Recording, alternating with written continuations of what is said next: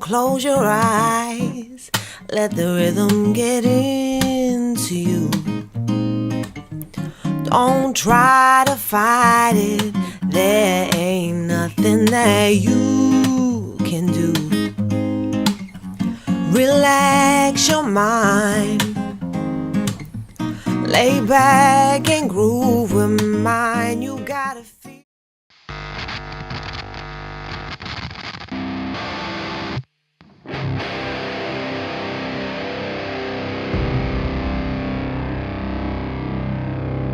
The Kind of About Music podcast.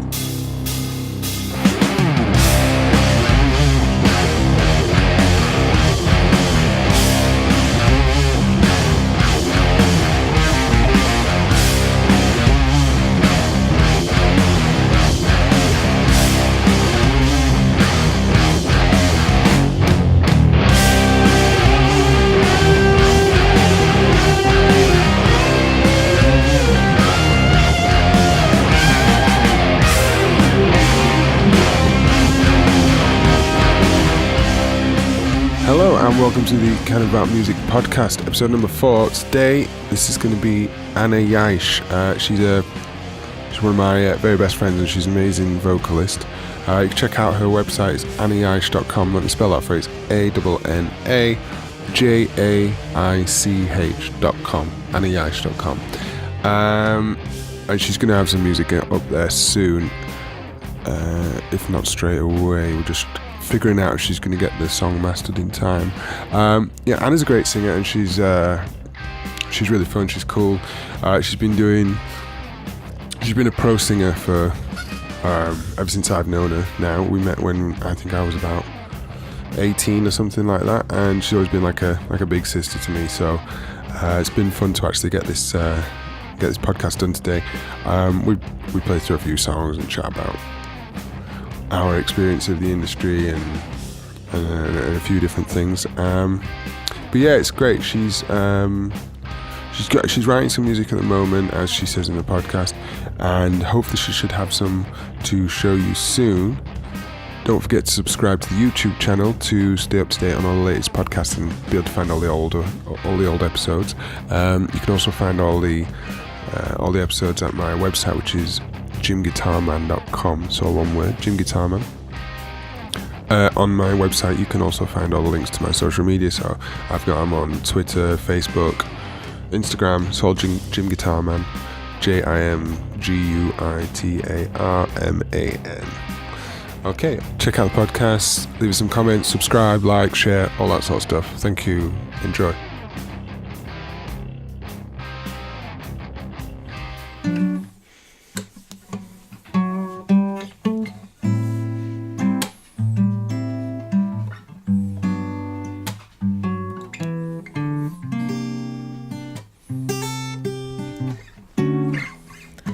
Girl, it's only you.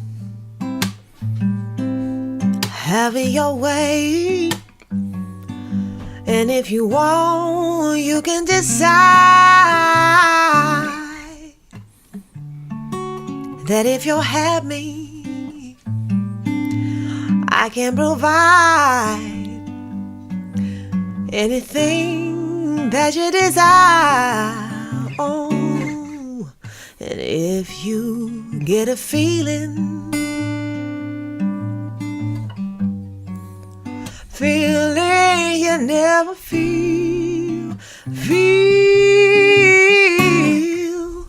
won't you come closer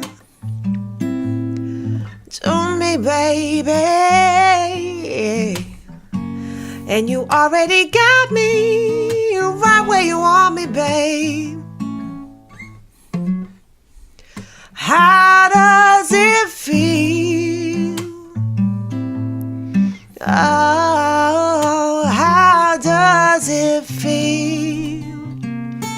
Said I wanna know how it feels. How does it feel?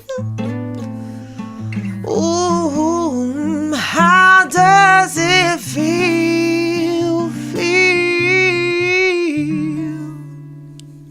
Nice one. Welcome to the podcast, Anna. Thank you.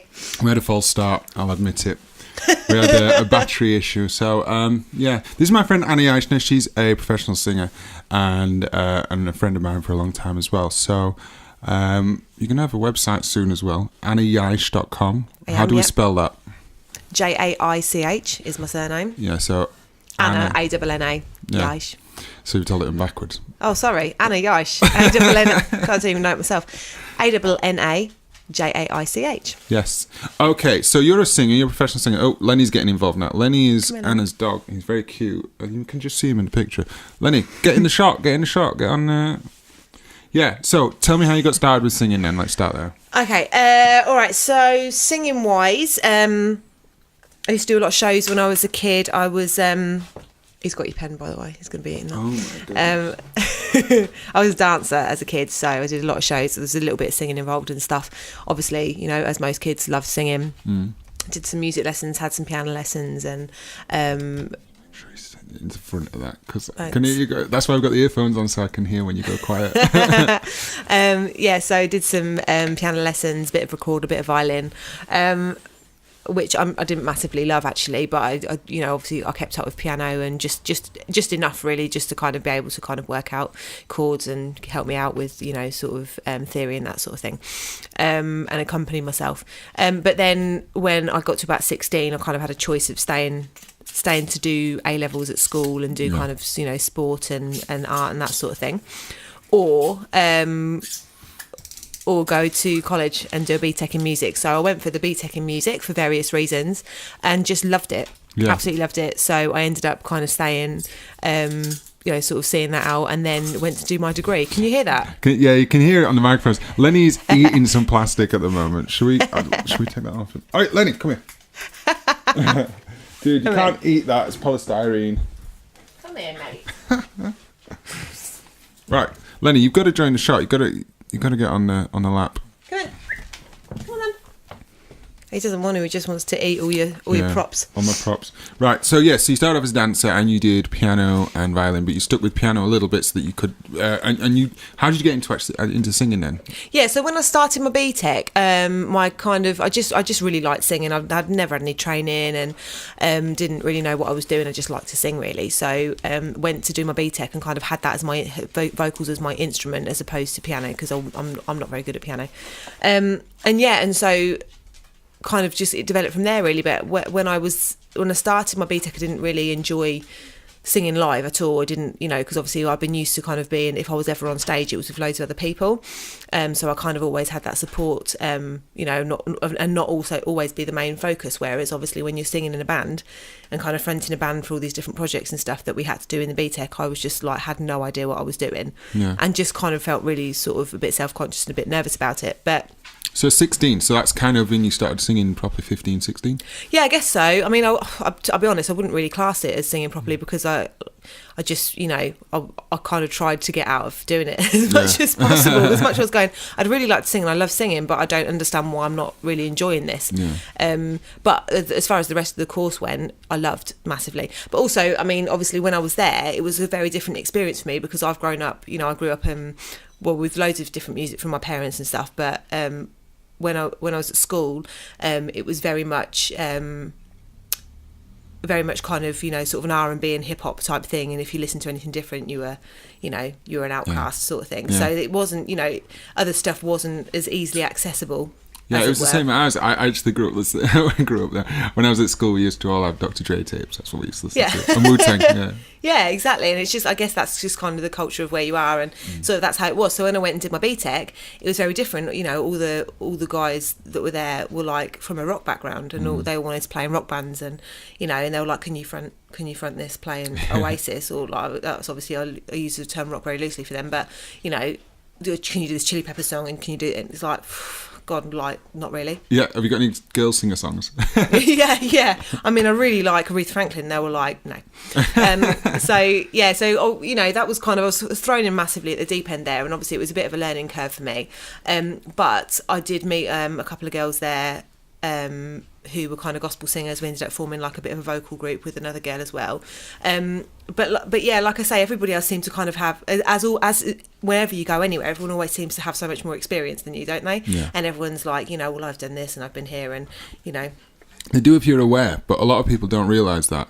So if you walk into a place and like you don't realise how good everybody else is, either you're in the wrong place and everybody's rubbish, or you're deluded. And I think there's a lot of the latter that goes on. But if you walk into a place and you've got an awareness of how good everybody else is, and you aspire to improve and stuff, then that is literally the best way to improve. You can't help but improve. Always surround yourself with people who you look up to, obviously, because that's going to push your game. Yeah, but it shows an intelligence to be aware. Like not everybody's got that awareness, how good everybody else is, kind of thing. Yeah, I don't think that kind of applies solely to music. If you think you're at the top of your game, then you've got nowhere else to go, then quit then. Do you know what I mean? You've always got somewhere else to go. You've always got more to learn in every aspect of life. Nobody's like done with learning or progressing. Do you know what I mean? So anyway, all these other people were there, and they were all, you know, obviously more experienced or had been in bands or were, you know, whatever. And actually after that I went to do a degree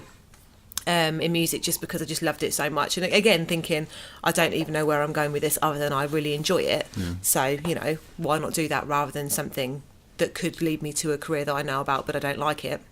But when I went to do my degree, it was the same thing. Everyone was like, well, I've got grade 8 and you know, and I've been doing this for 20 years, and I was like, oh shit, I haven't got grade anything. And I just was like, oh, you know, okay, well, let's kind of see how it is. And actually I found a lot of people that had got the grade 8 were quite stuck in a certain way of learning, and couldn't kind of, you know, improvise, and, you know, well, that's the way you do it. And it was very difficult for them to kind of they're steer not creative. I find that it's not all the time, but I think a lot of people who've gone through gradient systems and stuff like that, the thing that they tend to struggle with is creativity. Some of the most creative songwriters that I know, some guys in Rotherham that I write with a lot, I used to write with a lot, in a band called This Girl, you know, they'll tell you like they don't necessarily know what chord it is all the time or anything. Yeah. But they can hear if it works for them or not, and I think sometimes that's a really lovely way of doing it. You've got a creative vision of what it wants. Like Shep, who I don't know if you've ever met my friend Shep. He's some of the riffs he comes out with are great. Like, nobody who's done grade 8 would ever come out with that riff. Yeah, well, I don't know. I mean, I'm not saying that they wouldn't, but I'm just, I think in my experience of some of the people that I met, I don't think there's anything wrong with the grading system at all. No. Absolutely not. And the opposite is the case. But I think sometimes if you kind of go to lessons and they only teach you the grades and not all the rest of every, you know, things that go around it, and you don't kind of take your time with it, then I think sometimes you can get very kind of stuck in like a small kind of, you know, thing. But, you know, a lot of musicians that have got grades are incredible people and incredible musicians. Oh, definitely, but, yeah. No, definitely. I think there's a slight, especially in the early stages, there's a freedom that comes a bit with people who've battled through and figured it out themselves by ear. I just like, for instance, the stuff that Shep wrote. Riffing off the time, he's nicking it off other people as well. But he'd got a great vision, and he's really creative here with that. So I always he'd just think about things a different way to what I would do. Yeah. Which I think is really good. I find that with a lot of sort of, you know, like almost DJ producers, you know, that kind of write a lot of electronic music. In my experience of when I was younger and did some sort of drum and bass recordings and stuff, they had no idea what they were doing. They just knew that it sounded right for what they wanted, and you know, and that worked. So I don't think there's a right or a wrong way. No. As long as you're being creative and stuff. So you went to, and then you did the degree course and stuff. Was it part of it was like, was it just, is he eating something? He's eating something. So part of the reason I particularly was drawn to music, because I'd seen my dad playing bands, and I used to know the people who hang around with musicians, and it was partly the social, the people, and the kind of lifestyle and stuff that I looked at when I was starting off, as well as the love of music sort of thing. And it's one of the reasons why I knew I wasn't going to do a proper job or go on to do a proper university course or whatever. Was anything like that the case for you? Was it? No, Jesus, no. Much the opposite. My parents both had very normal jobs. My mum is an occupational therapist, and my dad was like a buyer for like companies. So like completely different background. They're not even remotely musical, actually. I mean, they both like music a lot, and they've both got rhythm, but there was no. But when you went to the B-Tech and stuff, did that, like, meeting musicians and stuff like that and hanging out with musicians? Yeah, I mean, it's difficult. I mean, part of that was kind of the freedom of just kind of going to a different town and going to college and, you know, and sort of having a new circle of friends. But yeah, definitely there is a real social aspect of being a musician. I mean, especially in our jobs, there has to be. You've got to hang out with people for ages. So it's my favourite part of it. Yeah. So you better work with people that you like, which has worked out so far very well. I think for both of us. Like, I don't think I've ever really had to hang out with someone that I think is a complete idiot. So no. Well, not for long, not for too long. Apart from me, Joking. So, okay. So what I've always said as well, and this ties into what you were just talking about, is my view of your voice is it's very unique and it's very natural as well. And a lot of people, like singers that I meet as well, sometimes it's forced or that it's more performing than it is singing. But you've got this natural thing, like when you walk in, Anna cooked a lovely meal earlier. I do like to cook, yeah. And you had some of the you've got a big leg of ham as well today. So I was celebrating this week, so I bought one of those giant leg of Serrano ham, which is going to probably last me a very long time, but it's amazing. It makes me happy. But then so and as I'm here, like, and setting up the podcast stuff, and you're walking around, like, you just singing little riffs to yourself and singing around, and that's a natural thing to sing, and that's what comes across in your singing. It is a natural thing. As you say, it's not a lot of singers that I listen to or see, sometimes it sounds forced and it's kind of performance, and maybe they've learned the correct way to do it and the technique. That came second with you, isn't it? You kind of developed technique and stuff like that afterwards, but you got a kind of natural thing where you sing just things slightly differently to how a lot of other singers would sing it. Like you sing, like there's a song that we've done, Summertime, the Gershwin song. And I was like the little trumpet part. Let's do a little bit of that, because I want to make sure that we do some music, because I just tend to we could just talk and talk. Yeah. Okay. Lenny, you're going to do some backing vocals, yeah? Let's try this.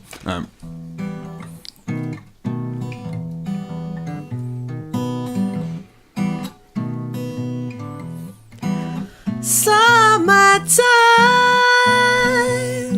and the living is easy. Fish are jumping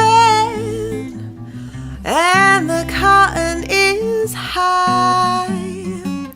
For your daddy's rich and your mama's good looking.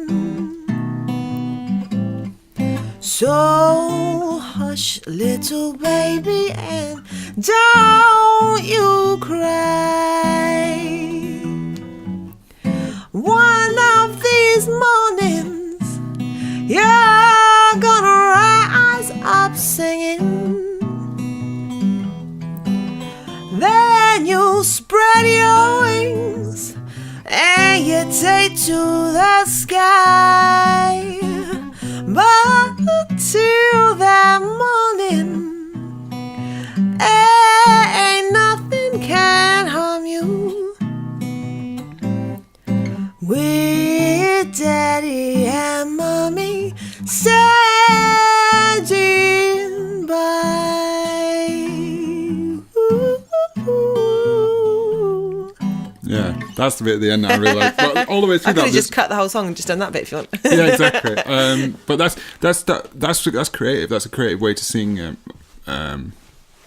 Singing parts of other instruments and stuff. Because that's the Louis. It's almost that riff reminds me of the Louis Armstrong bit, where on the Louis Armstrong Ella Fitzgerald version, where he comes in with the trumpet.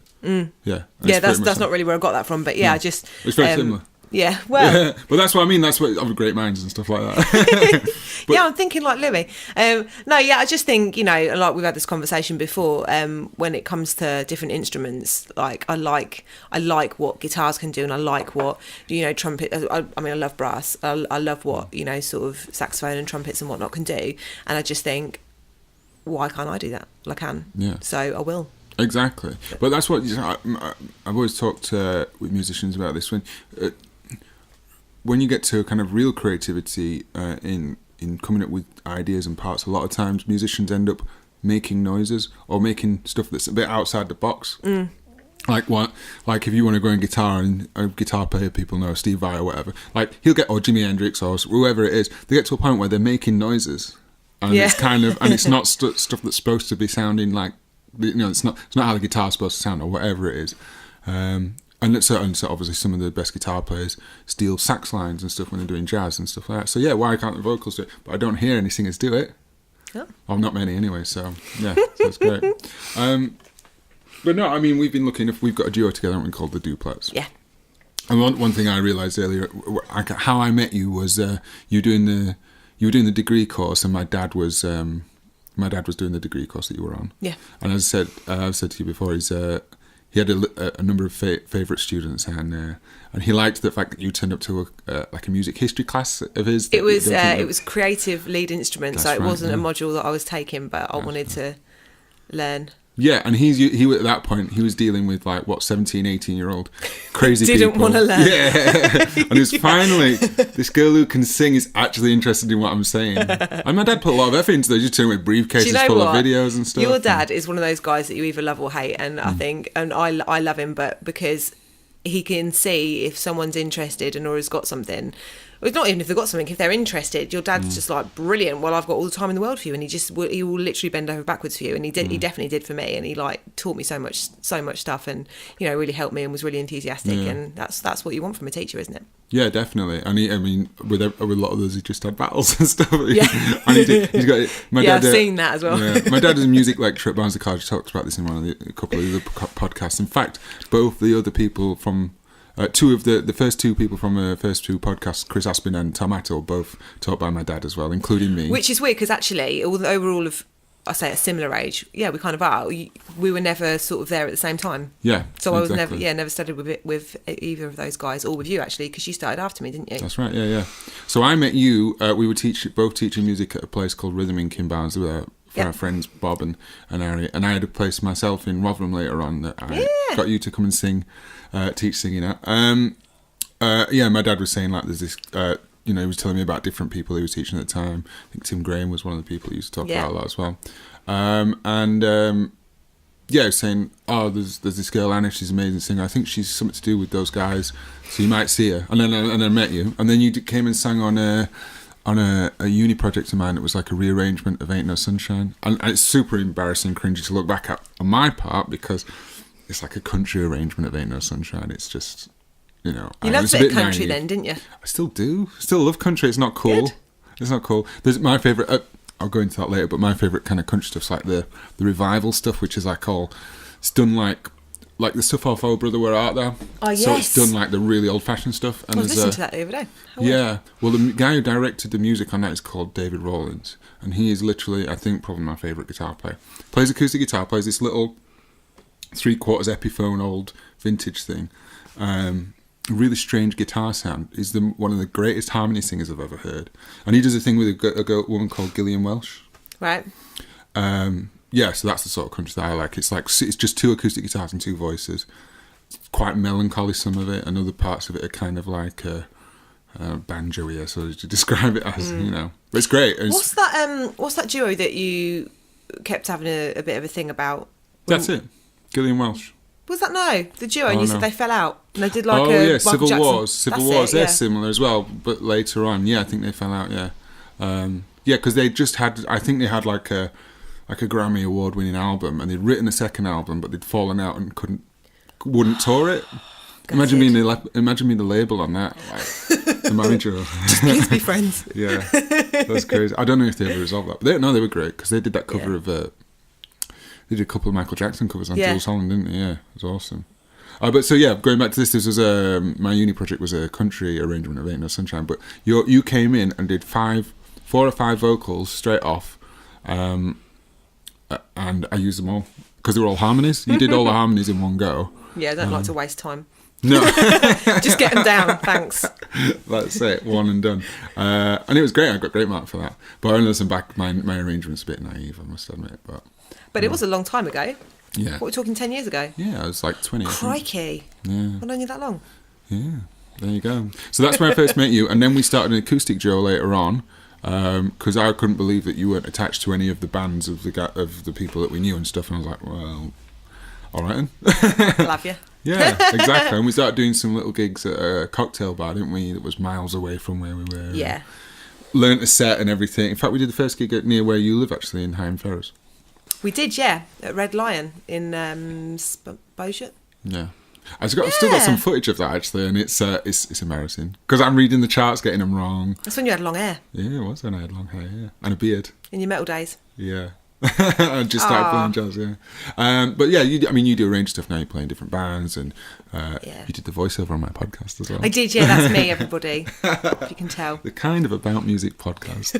When I got the file, Anna sent the. She had to say the kind of about music podcast, and you said it 4 or 5 times in a row. You recorded it 4 or 5 times in a row, and by the end of it, it sounded like you were really pissed off of saying it. So I just couldn't think of any other way to say it. Yeah, the kind of about music podcast. Kind of, yeah.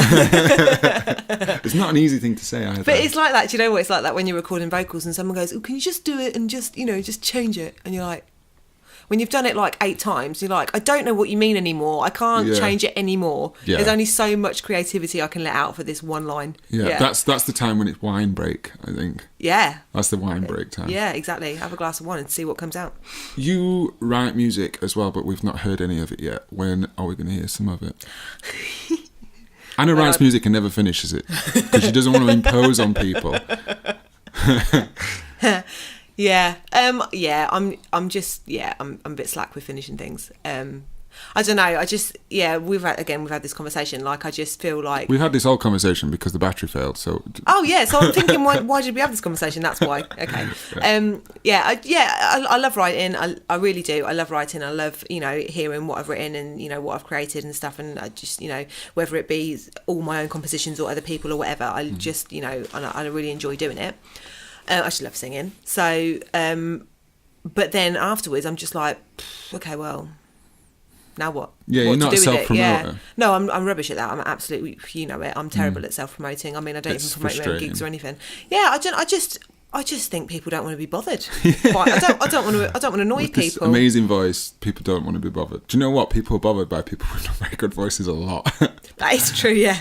That does baffle me. But I get you. It's the thing with creative people, and especially if you've got some integrity with what you're doing. I mean, the first thing is you're doing it for yourself, and that's obviously what's happening. You're wanting to. You've got something that you want to get out. You're doing it. But I think without going too deep into it, you do have a bit of a duty to put it out there because I've said to you before, and it's quite a common idea that the world is all the stuff that we've got in the world was made by creative people, and if they didn't bother to come up with a new design for a chair or a TV or an iPhone that day, thought, I don't want to impose this on anybody, the world would be a worse place. Or if Marvin Gaye woke up, I don't want to impose what's going on people, and stuff like that. It's a daft idea. So nobody wants to hear that. Yeah, we all do, Marvin. And with the internet now, you can do it really, and how easy it is to record stuff. So you're gonna have this website. And you've got a song that you're gonna get mastered soon, aren't you? Yes, yeah. It's all there's 2 that for me I recorded about a year ago, and I think I'm just ready to kind of just keep them as they are. I think sometimes you can always go,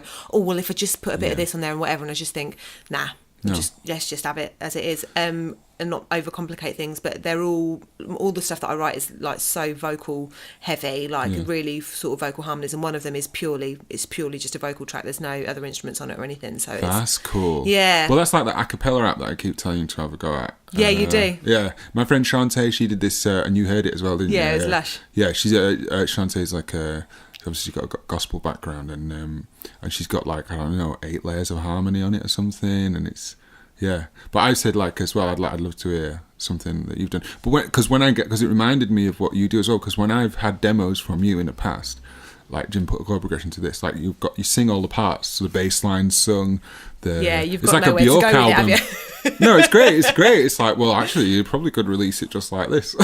Yeah, I think. Do you know what? And I just think it's just like a lot of self-doubt, really, where you kind of go, well, I'm not sure that that's good enough, and it's not finished. And people are going to want guitar, or people are going to want this on it, and it's just sometimes think, do you know what, they're not.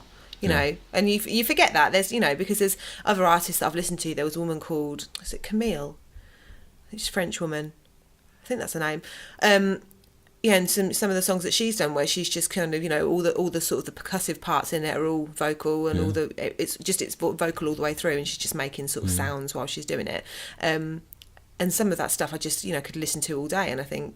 Yeah. And even sometimes the stuff that I write, because I have such rich harmonies in them and stuff, sometimes it's quite sparse, but largely my songs have all got harmonies in, just because for me that's what I want and that's what I feel like I need. So, and it works for me. So, Yeah.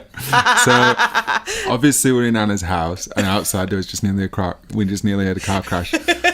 And one guy, you probably picked it up on the microphone. I hope you did. I think I heard it on the earphones. Yeah, I was trying to talk through that, but never mind. When me and Tom were doing it, there was a phone ringing, and we were like, we had to acknowledge it in the end, because otherwise people listening to it be like. Well, with respect, I think Lenny was snoring a minute ago, so that's going to be nice and present. Thanks, Len. But the thing about it is, and this is how I always grew up as well. With the music idea, was there's conventions of how you do particular styles of music, and kind of without thinking about it, just went, oh, it's got to sound like this, it's got to sound like that. And actually, some of the stuff that you hear now is so like, and always as well, it's always been the same, but you can be as creative as you want. The technology allows you to do that. People are more used to hearing stuff that maybe is all vocals, or and all that sort of thing, and yeah, go for it. And the rich harmonies and stuff like that. The one that it was it's like a vocoder kind of harmonizer thing. But have you ever heard Imogen Heap's version of? Yeah, that's incredible. Yeah. Chris Aspin showed me that in a car, and he turned it on. You really showed loud. me that in a car. Yeah. How weird, on the way to a gig. Yeah, it's crackers. and he got turned into that kind of dance tune, didn't it? Yeah. What you say? But the harmony in that's beautiful. It's amazing. Yeah. But that's not a conventional track. No, it's not. But again, it's something that you could just listen to, sort of, all day long, isn't it? It's just such a lovely thing. And I think sometimes part of the problem is when you're writing. As much as I don't write for a job. I don't write to. Well, although we have sometimes written to spec, but I don't normally do that. I write because I want to write. I write because I've got something to say, or something that's kind of on my mind. And normally, actually, how it is for me is if I've got like an issue, it's not until I'm over it that I can write about it. So some people kind of use writing as almost like a therapy, and for me, it's almost like an opposite. It's like the line's drawn on that now, Closure. so now I can talk about it. Yeah, it's kind of a weird way of doing it, but I think as well, I don't know if I'm sure other singers feel the same. It's almost like if you're writing personal things, even if it sounds like a cliche song, if it's personal to you and you've written it for a reason, it's like writing in a diary and then just handing it out to people. It's it's quite a personal thing, and like especially singing is anyway quite a personal. It's the most personal instrument that you can get. So I think to add that to your life in a song is just like and then if people kind of go as much as people's opinions don't massively bother me, if everyone was to go, no, that's crap, your song's crap and your voice is crap, it's like you telling me that my life is crap. I mean nothing. This is rubbish. What have I been doing? But at the same time, most people aren't that rude, and the people that are that rude are usually doing it for a reaction because they're dicks, and in which case it's usually internet trolls, isn't it? Do you know what? There's no exactly. It's YouTube comments, stuff like that. But that's the same thing that I've had with this podcast as well, because I think I was saying to you earlier that I'm almost desperate for someone to come and tell me that it's a crap idea because I wanted that to be me. No, and I think it's the same as singing as well. You're expressing yourself and you're putting something about yourself out there that's a little bit uncontrolled, out of control sort of thing in a sense, because it's emotional, or we're doing an hour of chatting, so things, this is not planned, this is off the cuff. And people are going to see through your normal armour that you put up and your normal defensive barriers, and that is a scary thing. With singing, it's your voice, it's coming straight out of you, you're writing lyrics about your life. And I think it is a similar thing. But as I said, there's a book called The War of Art, which is a take on the art of war by Sun Tzu, which is an old kind of strategy philosophy book about how to move your armies around and stuff like that.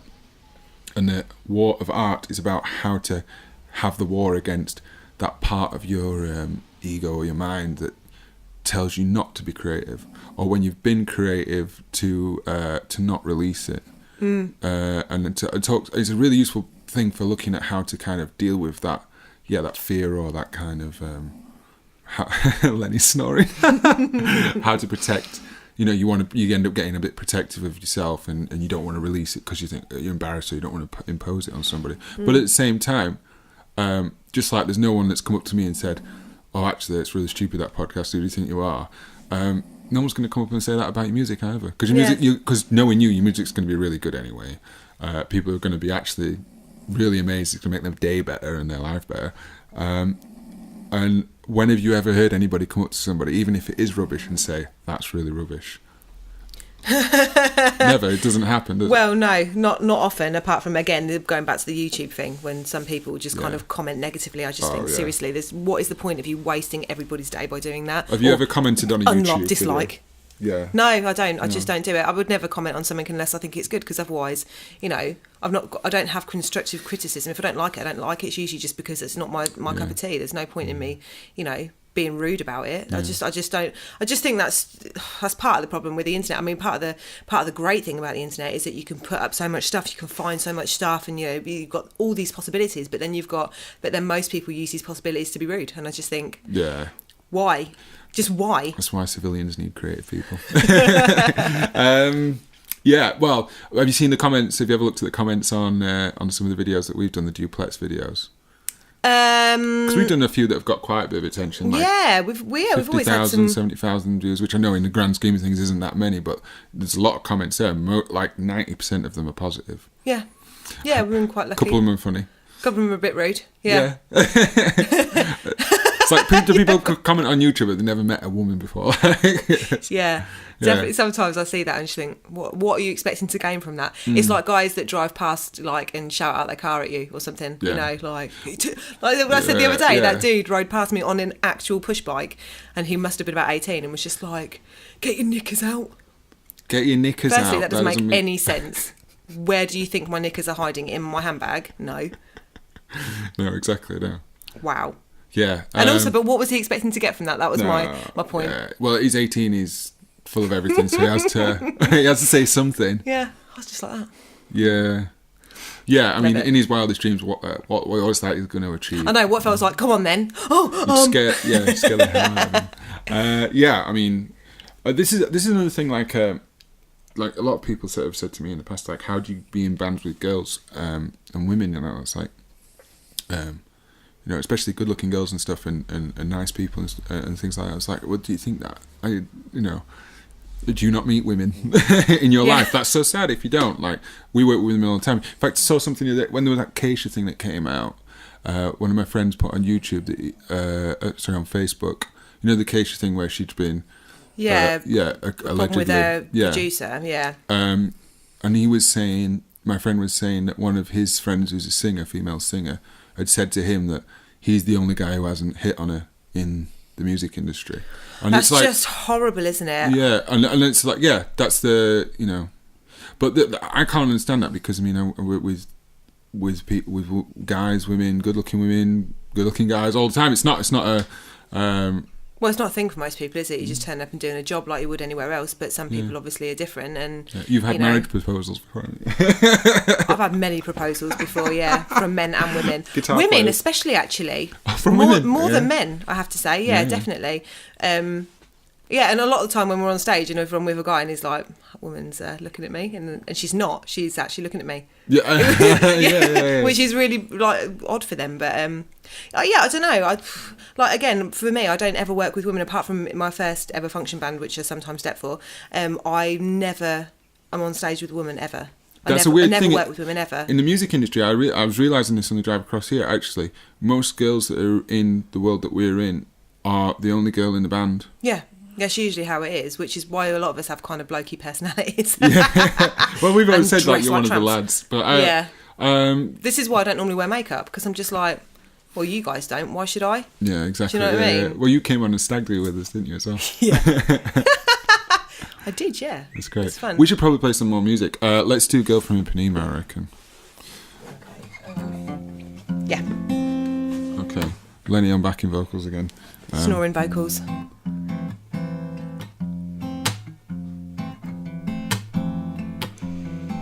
Olha que coisa mais linda, mais cheia de graça. Ela é menina que vem, que passa, num doce balanço, caminho do mar.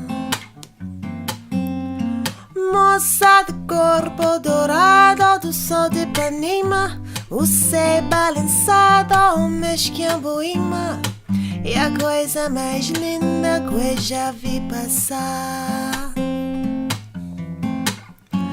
Ah, porque estou sozinho. Ah, porque estudei tudo.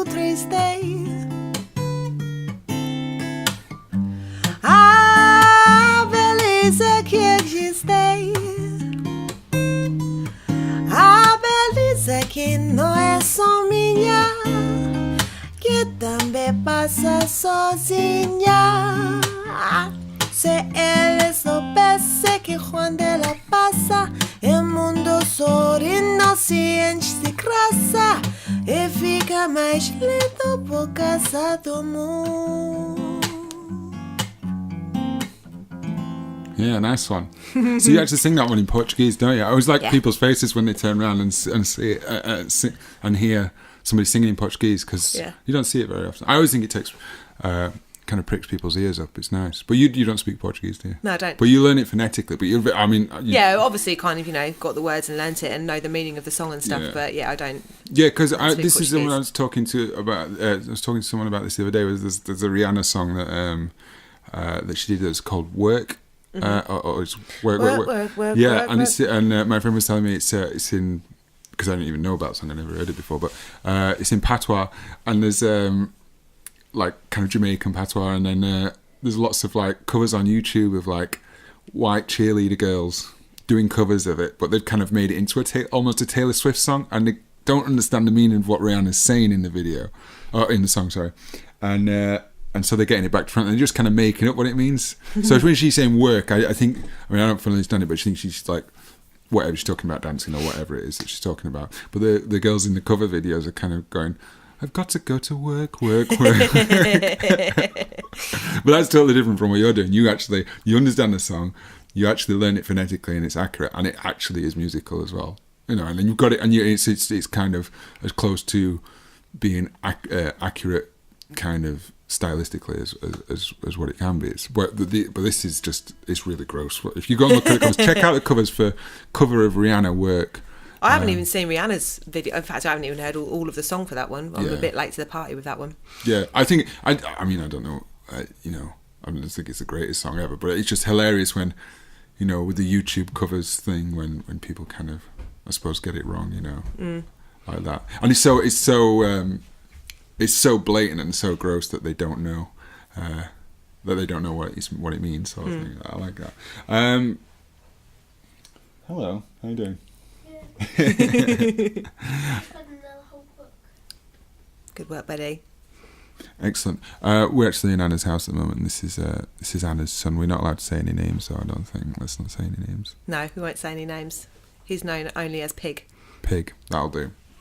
Yeah, I went to a Prince tribute in a chocolate shop on Brick Lane. Amazing. My friend was playing in a band, and it was awesome. That's crazy with with Prince, because I don't think they really. I don't think. I don't even have any words for that, to be honest. I mean, I don't know. I'm not. Obviously, I love Prince. I don't know any. No. I don't know anybody that doesn't love Prince. If I'm honest, he's obviously amazing. I didn't get it for ages. Like, I was always grew up as an MJ fan when I was younger, and I didn't really know much about Prince. I didn't get Prince as well for ages until I saw a kind of documentary on Prince, and it was talking about like how much music he does. He does all the instruments, and I had no idea about that. And it's mind blowing. Like, if you take away the fact that he's a famous pop star and stuff like that, just that amount of work for somebody to create in their life. And some people say, oh, some of the albums are better than others, and some are just filler or whatever. But It's all opinion, though, isn't it? Though, do you know what I mean? I think with stuff like that. But how many minutes of music or how many hours of music has that guy created pretty much on his own? And if you look on YouTube's videos, and you can see him doing it and stuff. Like, if nothing else, that's insane, I know. Yeah, it is. Yeah, it's massively incredible, and it's sad times, isn't it? But I saw that there's a video of Will.i.am. Who you know my opinions on. I don't get it, man. I don't get your beef. Well, the MJ stuff that he did, I thought was. Me and Anna have talked a lot of times where I don't get Will.i.am, and she doesn't get why I don't get it. I just like him. Well, I thought the stuff that Timbaland did for MJ, the new MJ album that came out like last year or something like that, was amazing. Will.i.am had nothing to do with that. It's great. Yeah. I feel like all of your Will.i.am hatred comes because of Michael Jackson. Yeah, like, it does. How dare he? How dare he have done that? It was rubbish. Oh, well, have you heard the song? Like, there was some, basically, when the Thriller thing came out with 25 years or whatever it was, the reissue of it, Will.i.am had done some of the songs that I think Akon's singing on. Beat It or something like that or whatever, and it's awful. I mean, it's just awful. Like, the production on it's crap. But do you know what? I know that's kind of annoyed you, but on the flip side, that's going to reach out to so many, it's like such a different audience as well. So it's, you know, it's all swings and roundabouts, isn't it? Because there's people that are going to like will.i.am and Akon who haven't really kind of, you know, especially younger people that don't really know much about Michael Jackson, and in which case it's kind of opens it up to a whole new world, doesn't it? Girls allowed to do a track on it then? Maybe they will. Oh. Well, anyway, will.i.am was telling a story that I saw, and it was, he was saying, I think they were supporting Prince. But then Michael Jackson phoned him up, and I was like, hey, I want to come and see you play. Anyway, will.i.am sort of organised it so that Michael Jackson could go and watch Prince. This was like not long before he died as well.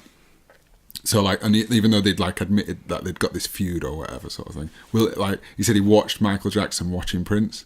Like, that's a pretty insane. I have to take my hat off to him for that. I say, okay, fair enough. You know, what do I know? Yeah. You wouldn't even be watching Prince. You'd just be watching the whole tension, like, wouldn't you? What's happening? Yeah, but then the crazy thing was for him now. Obviously, they're both dead, so it's like. Do you think it's his fault? Do you think will.i.am is like a curse, a curse on the world? Don't go anywhere near John Legend's going to be going next. Yeah, don't stay away from Stevie Wonder. Yeah, get off him. He's not really. Yeah, I was talking to a girl who she's one of the jam nights I go to. She knows the owner, and she was a lot of famous people in London go into this particular restaurant, and there's photos all over the walls and stuff, and she knows the owner really well, and she was having dinner with the owner, and all these different celebrities would be sat in there. And come and see him and have dinner at the table. And one day she was like, "Oh, who's that guy tonight? It was really nice." And the guy went, "That was Stevie Wonder." She met Stevie Wonder and she didn't know. Oh my God. Yeah. Oh my God. I mean, in fairness, I don't know who anyone is, like famous people. I've no idea who anybody is, but I would obviously know Stevie Wonder. Do you know what I mean? Surely of all the people in the world, that's the one person that people would know. Come on. Yeah. Oh. He's got quite a unique voice as well, hasn't he? If any, like just talking voice. Unique look and hairstyle and everything. Yeah. Stevie Wonder, man. Yeah. I saw there was an interview with Stevie Wonder about the Prince thing, and I don't like Anderson Cooper, the CNN guy, and he was interviewing him, and he kept pushing him to do a song.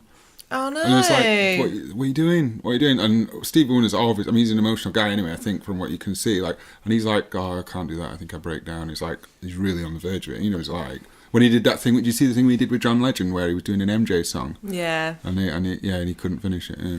But how gross is that guy? Like, oh, do a song. Well, they're soulless, aren't they? I mean, Jesus. But like, yeah, Stevie Wonder though, saw him live a few years ago. I saw him in Munich. Oh my God, see him before he goes. Yeah, before will.i.am gets involved with him. But it was just incredible. It's like just 2 solid hours. What's your favourite Stevie song? If you say Superstition, you're going to lose the respect of it. No, I'm joking. Obviously, that, you know, as a musician, when you've done that so many times, just like even hearing it by anyone just makes me a bit mad. Yeah. Probably one of my favourites is maybe, oh my God, Overjoyed, I think. Oh, right, yeah. I love Overjoyed, that's great. And I was listening the other day to Yes to Me, Yesterday. Yeah. And that one is one of those ones that I'd never kind of thought about, but actually, when you listen to it, like listening to it now, I'm just like, Jesus God, that's amazing. Yeah. Oh, well, he he's another one of those guys who just, the amount of music that he's released and stuff, and all right, he's slowed down a bit now, but obviously, but like the stuff that he released kind of years ago was just absolutely brilliant. And I again, because obviously we were born so many years later, you kind of can eventually kind of go through this back catalogue and stuff, and so you know, it's great. Yeah, I think amount of, and this go back to with your own music as well, like get as much of it like at least finished, and then choose what you release afterwards. Like you got. Definitely. That, I mean, to be fair, again, we have this conversation so many times. It's just like, it's just kind of so hard to go, yeah, that's good enough. I think as well, most people just self-criticise quite a lot, and you know, you listen to it and go, well, it's not quite ready, and I'm not quite sure. And especially if you're writing for yourself, it's, you know, if someone just went, can you just do a vocal on that? I'd be like, yeah, fine, and just do a vocal and then send it off, and whatever happens to it, and I don't care, as long as the person that's asked me to do it is happy, that's fine. But when it's yourself and you're writing it for yourself, it's, you know, it's so difficult to think that it's finished, because, you know, obviously the amount of musicians I know that I've spoken to, and all just, you know, different creative people, even artists and, you know, comedians and stuff, when they go, I don't think my set's finished or whatever, but you've still got to do it. Yeah. But I think when it's not your job and I'm not doing it to pay bills and stuff, like with a gig, you'll get through a gig, even if if someone says, can you learn this set by tonight, you do it, and you just, even if it's a little bit, maybe it might be a little bit ropey and you're worried about it, you just get on with it. When you're doing it for yourself, it's a very different thing. There's no time limit, apart from sometimes thinking, I'm definitely getting older, so let's crack on with this.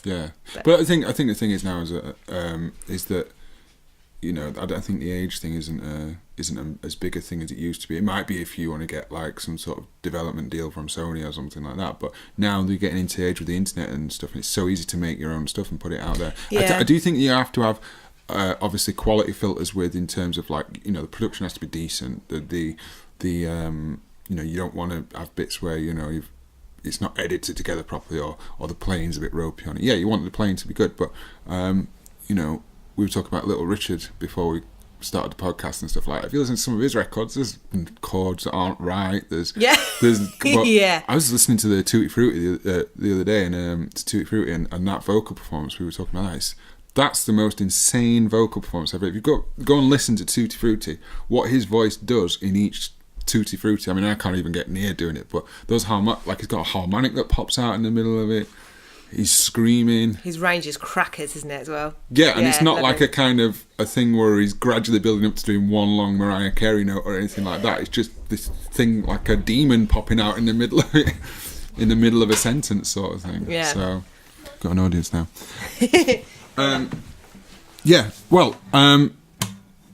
Let's wrap it up there, because I think you've got a student now, haven't you? So, in fact, I know you've got a student because you stood over there. One of my favourite songs that we do is "Rock With You" by Michael Jackson. Okay. So we've got an acoustic duo called The Duplets. You can find videos on YouTube, and we've got a website, theduplets.co.uk. It's DUPLETTES. Just get that right. Hope you can spell that right. You made it up. Yeah, it's a word that doesn't mean anything. Yeah, okay, so one of my favourite songs we do is "Rock With You" by Michael Jackson, so can we do that? Yeah, of course. Okay.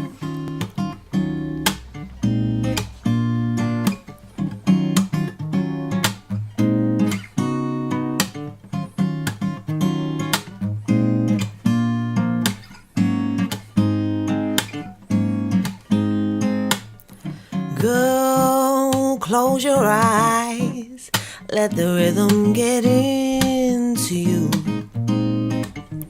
Don't try to fight it, there ain't nothing that you can do. Relax your mind, lay back and groove with mine. You gotta feel that beat, and we can ride the boogie, share that beat of love.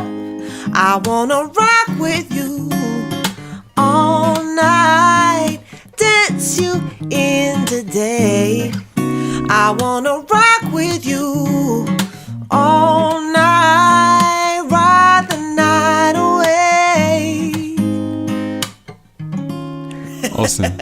Anna, thank you for being on the podcast. Check out our website. It should be up by the time this podcast comes out. It's annajaich.com. It starts Anna, A-N-N-A, Jaich, which is Jaich.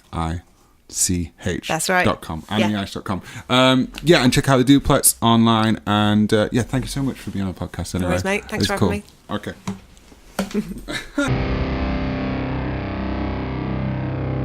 The Kind of About Music podcast.